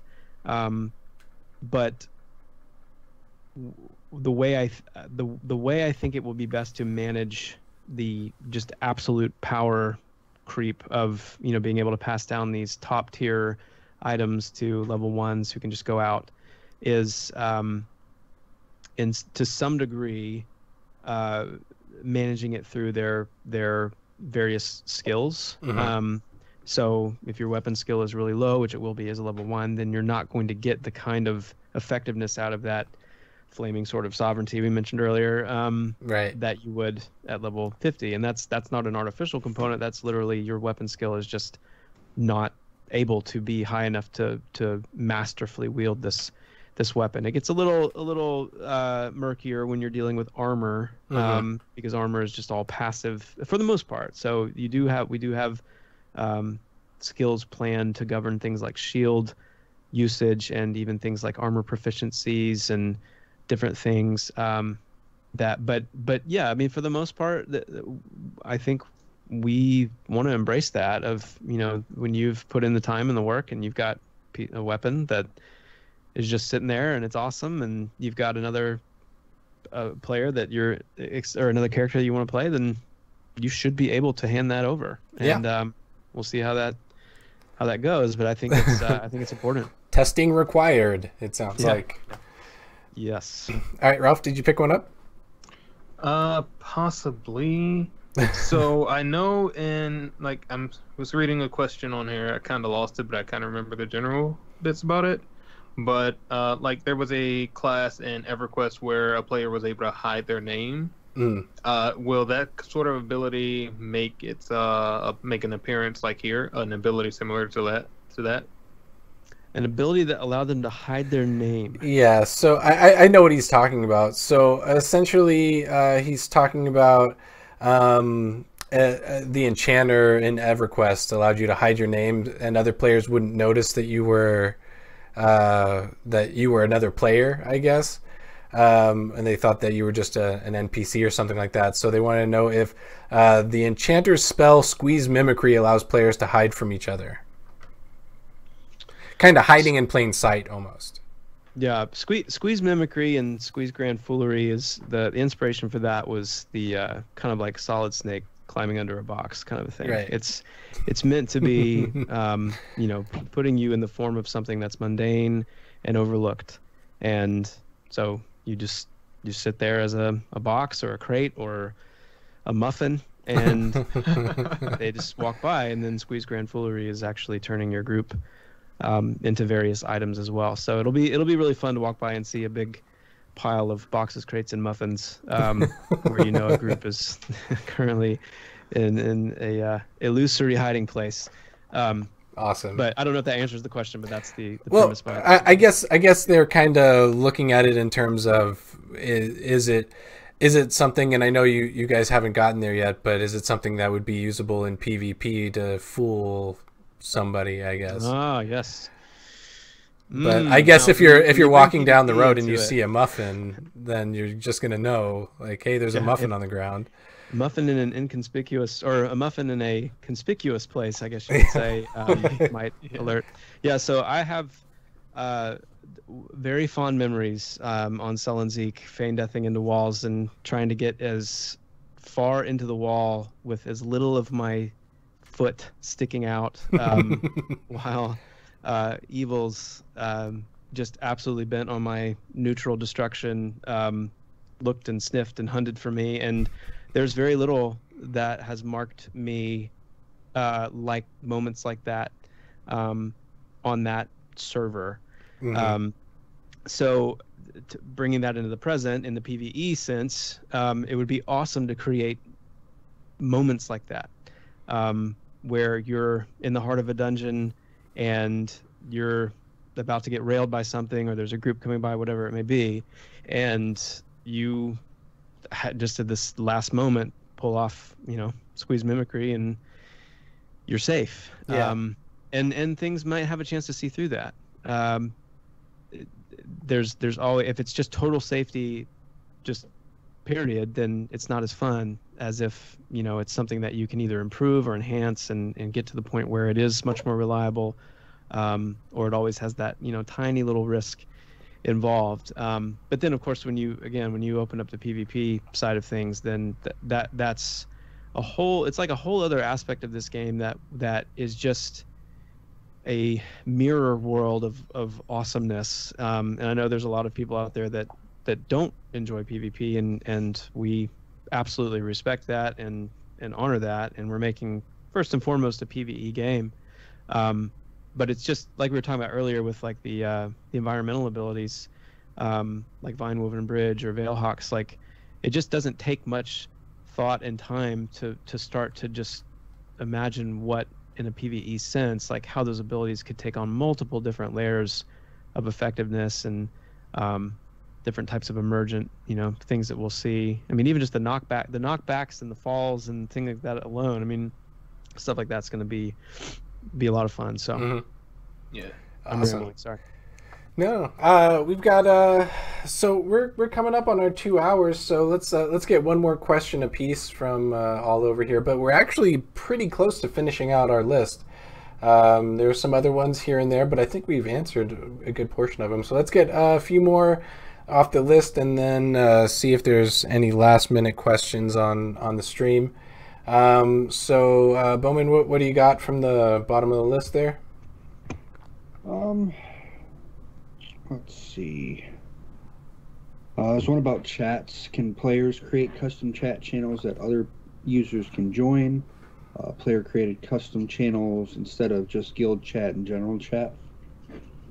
Yeah, I think that's reasonable to expect for sure. Perfect. And I think there was a follow-up question on there about changing the chat Yeah, there's a couple colors. different ones. Yeah, there's another go one. for The it. current combat log shows fight damage and threat, so that's a little different. They ask what other types of information will players be able to see from the combat log.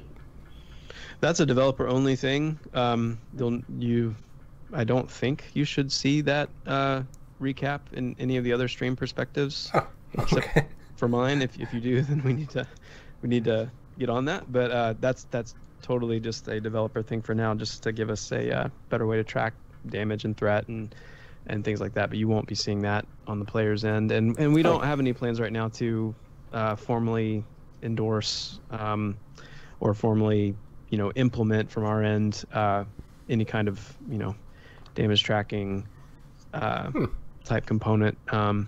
It's not to say that we're gonna not let players do that, but we don't have any plans to officially support that right now. Okay. And then the other question I think Deck was looking at here. So will we be able to change the colors of the text in the chat window? Will there be ways to change the layout of the UI, size, location, hiding it altogether? Yes to all of those things. Cool. Perfect. Ralph, That's all from the bottom. middle. What do we got from the middle? From the middle, let's see. Yeah, Malcolm. I kind of ran through a whole lot of these questions, and a lot of them have kind of already been answered. You guys have done a really good job at answering. I mean, sometimes you even answered questions before we had the chance to ask them. Oh, good. That's how good you are. Yeah. Yes. No, indeed. I guess this is kind of just a does Pantheon have any zones that you would classify as horror themed? Horror themed. Interesting question. I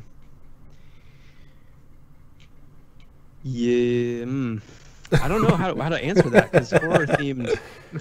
Like I get what they're asking, and so I would say yes. I mean, yes, there are zones. I can think of a couple offhand that are, and how I interpret that question is, are there any zones that are going to be working real hard to freak you out and just kind of unsettle you? And the answer is absolutely yes. And that goes back to that, the importance of audio, the importance of immersion.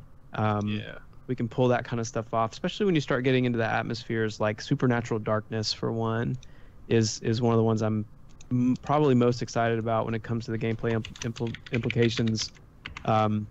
When you move into an area of supernatural darkness and it is literally pitch black, and all you have to rely on, if you don't have the artifact that you need, so that atmospheres and artifacts go hand in hand as a system. There will be atmospheres of non-natural phenomenon in the world that you'll encounter, like supernatural darkness. One of them is the frenetic floor, where you just fall right through it if you don't have the right kind of boots. Those are the artifacts. And again, that harkens back to that Legend of Zelda stuff where I've finally got the boots that I need to, cross this thing. And just, I think that stuff's really cool in a shared game. Cool. Yeah. But yeah, if you don't have like, the Ring of Illumination, let's say, or you don't have a paladin or a cleric who can cut through the supernatural darkness for a period of time, you're just left with these. I mean, there's just so much potential we have to create these very, very unsettling sonic and visual environments where I'm hoping we're going to see. I mean, I know. I mean, you put me in unrest for a night. Yeah. And there were moments where I was really genuinely scared. And you add that, and this was when I was younger. I think I could make it through without getting genuinely scared now. Maybe because I know it so well, but maybe not. Younger could be 10 years ago or last week. You were younger. That's right. Yeah. But then you add the tension too of the fact that death matters, and that also when you put the fact that dying is a big deal and you don't want to die, and you then slide someone into supernatural darkness where they're hearing things and they think they may be seeing things, like it's a really cool recipe for some real unsettling, very, very, very memorable moments. And that's the kind of stuff I can't wait for people to start seeing. When Pantheon really is going to start to speak for itself and not need so much developer chatter to say, like, it's coming. Like those things, as we can get those things in, I think it's really going to start to become clear, like what kind of thing we're making here. They're using old Jedi mind tricks. Last question from this list we're going to ask. So Parent82 asks, what part of the world do you think will inspire a wow moment in terms of the beauty of the world? And the follow-up to that is, are there any quests or enemies you've worked on that you believe will leave players awestruck? That's a great question. I mean, the beauty of a question like that is I think you can say, I can say yes, but I can say it's going to be so fun to hear all of the individual unique answers to that question, because places that I might think of may be totally different, than what someone else might experience. Right. For me personally, there's been some places in Fairthale. I mean, literally as recently as today, was in a meeting with Jimmy, our newest world builder, and he's working on Fairthale, which we've talked about in the recent newsletters. And there are just some places in there that are absolutely amazing. They're just absolutely beautiful when it comes to the composition and the kind of reveal moments as you're running through as a player and you see things from a distance that are just really, really breathtaking. And the city itself is I'm really excited about it. And then you have places like Amber Fate where the sheer verticality of it, when you come in and you feel yourself small and you're just instantly drawn to like what's up there at the very top. Those all kinds of moments like that. That's awesome. And the perception system allows me to answer that second question in a way that's genuinely authentic. That yes, I do think there are going to be storylines that really move players. That we have such a freedom with the perception system, that giving us the opportunity to really focus on story and lore, that I think I've been gripped personally by a few of them, and I just think that's going to be a really powerful, very, very powerful system that's going to help differentiate Pantheon for sure. Well, let's see. We've only got about 5 or so minutes left before the end of our 2 hours. We've done an amazing job, and we still have plugs to do. But Ralph Bowman, did you see any questions out there that people were asking that we might want to hit before we go? I've got, let's see, a couple here. I know Kiwi asked a question about security, what your guys' stance on account security is. Are you going to be doing anything like two-factor authentication or anything like that to keep accounts secure? Well, I can say we want them to be secure. Don't share your passwords, people. Don't share your passwords. That's right. Yeah, I mean, that's something I feel like to answer that kind of the question in the way that someone would want to have it answered. I'd really need someone like Daniel here to speak to a lot of the specifics. I keep my mind and my thoughts and my attention on the creative side of things, and I don't. There's conversations that we have, to know that I know those guys are on it, and it's obviously we don't have much of a game if players don't feel like their stuff is secure and stable and protected. I mean, that's just first layer importance, and everything we're doing is meaningless if that isn't in place, and the team knows that, they get that, and right. So we're working hard on that front, and I know those guys are doing a really good job, and keeping up to date on all that stuff, and it's in good hands. Yeah, good to know, and I'm sure we'll know more about that as the game gets in more hands, obviously. Yep. What else we got, Bowman? So I'm not sure if this was answered or not. Lilo asked, will race class restriction be eased up by launch, or is the current infographic we have pretty firm as far as, I guess, halflings needing more classes, etc.? A little specific plug there in the end.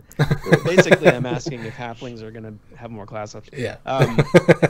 Yeah, I mean, I'd say it's fairly firm, but there's a good chance we might see a little bit of loosening on the way towards launch. I want to be careful because I don't want someone to get their hopes up and that not happen, but there's definitely a chance. Yeah, and we had another question that we kind of skirted a little bit about whether or not Archai could be summoners, I think was the question, or something like that. Which I'm, same answer, I'm guessing. Let's see. What else? Yeah, if you pay attention to the Archai's story and their come from, some of the reasoning there is just because of that sense of being enslaved in a sense. Even though the whole premise of the summoner is one of, I mean, I don't even know what a good word for it is. I don't remember what I wrote in the reveal because I spent a lot of time thinking about it and now I can't remember it. But basically the fusion of magic and alchemy, where they're summoning these mana ghosts, and in the process of summoning these mana ghosts, which are formless, they're just not sentient, but they're enough to, once they're fused with the element and kind of imbued with the summoner's own, tricks of the trade, they take on that level of sentience, and that's just kind of this really cool moment. And I got distracted and totally forgot what I was answering. So it's a nice little summoner snippet, but I don't remember what I was even speaking to. So we do have one more that I think everyone's been wanting to know, and since we only have a couple minutes left before plugs, I think it's important that we cover it. So we've had this question asked probably by everybody ever in the world. Is there a projected release date? Is there a projected beta date that people can look forward to? Is there a current set of criteria that must be met before moving to the next alpha phase or from alpha into beta? And if so, what is that determination? Basically, when can they have it? Yeah. When can they have it, and is it now? The new shiny thing. Thanks for the translation. Yeah, that's helpful. So, I mean, there's just not really much I can say about any of those things, unfortunately. The mantra is, when it's ready, we've got one chance to do this right, and that's really key. I mean, that I can't describe how intensely we feel that, and so we're not going to put it out there early.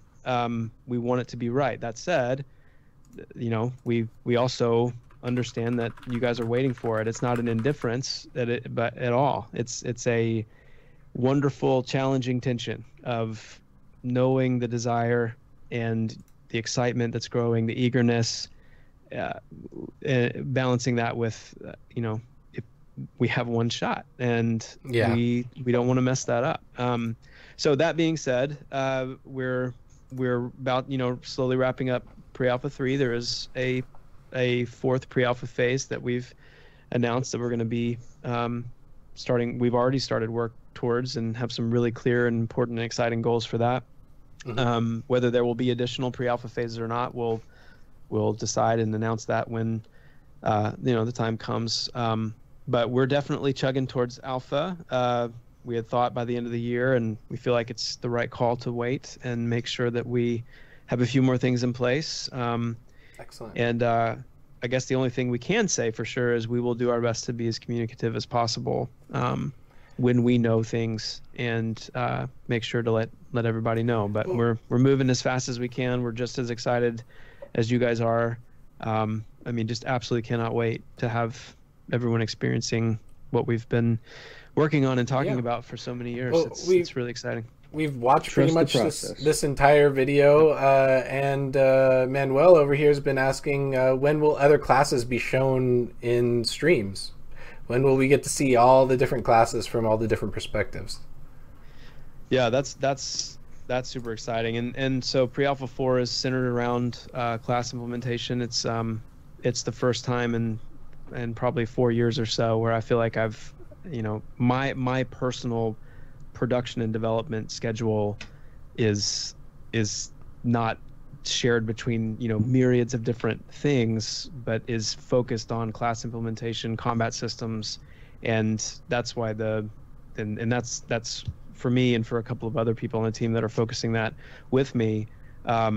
That's pre-alpha 4, and so pre-alpha 4 is all 12 classes fully implemented with all of a complete ability arsenal minus the abilities we want to keep hidden from level 1 to 40, and all of the subsequent mechanics and supporting systems and mechanics that those abilities require.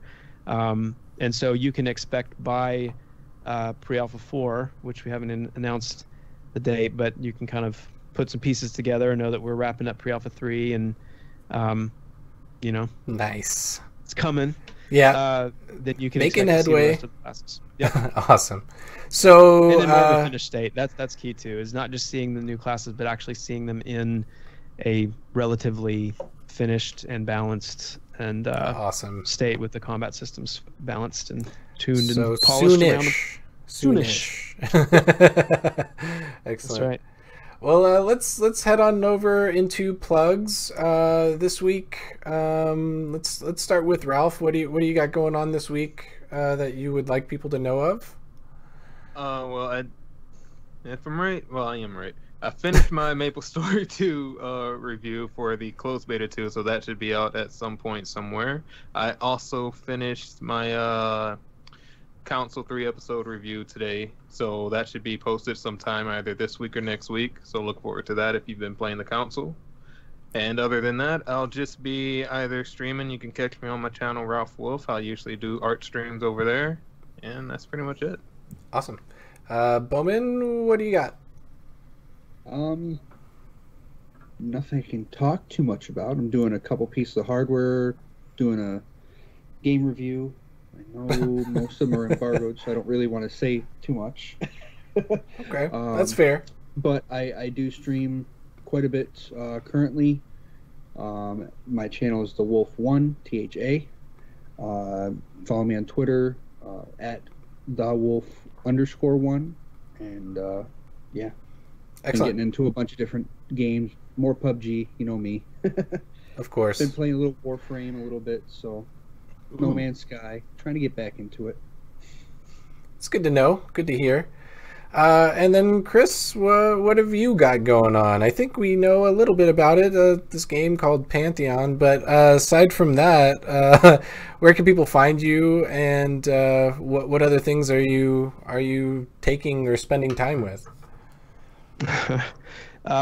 Well, you can find me at the Pantheon website on our forums. I do try to read those regularly, and would like to just say it directly that we don't always respond. Some might say we don't often respond. but I can say very, very genuinely that we read a lot, and we are listening to feedback. We love getting feedback on those forums, and it would be great if we can do a better job of responding there.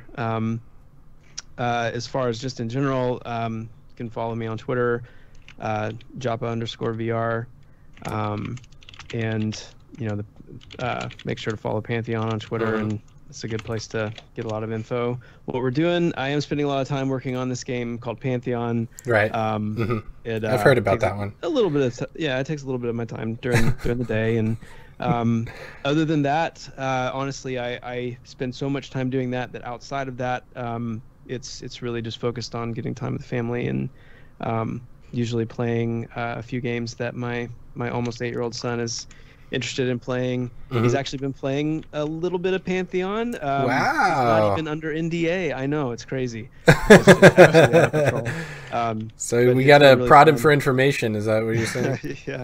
If we want to know.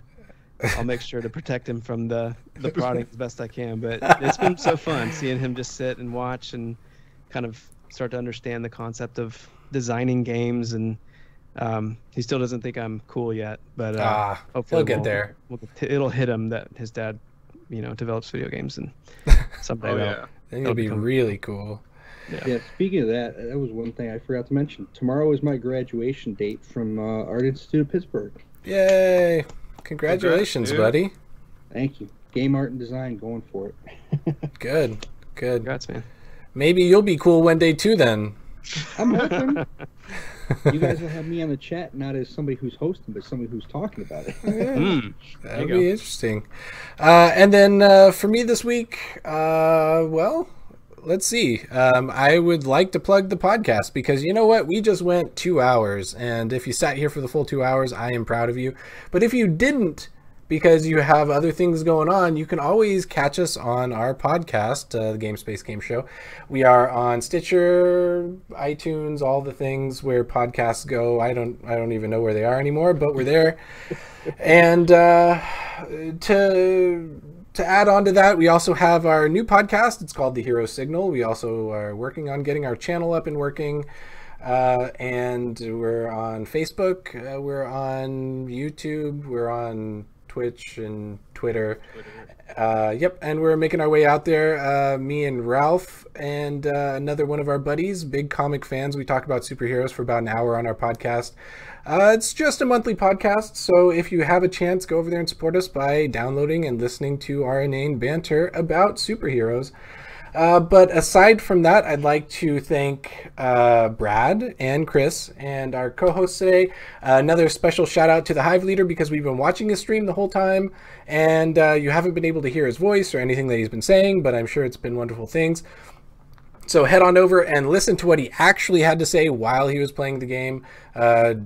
While playing it, yes. And that's going to be it for this week. Next week, we have a show about Gamescom with some people who will have been there. And the week after, we're going to be talking about everything going on at PAX. Chris, you guys aren't going to be at PAX this year, are you?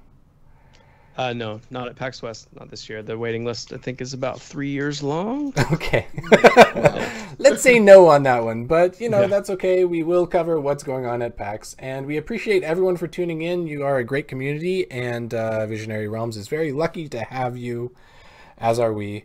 Thanks for joining this week, and we'll see you next week. Thanks, Bye, everyone. Thanks, everybody. Yep. Thanks, guys.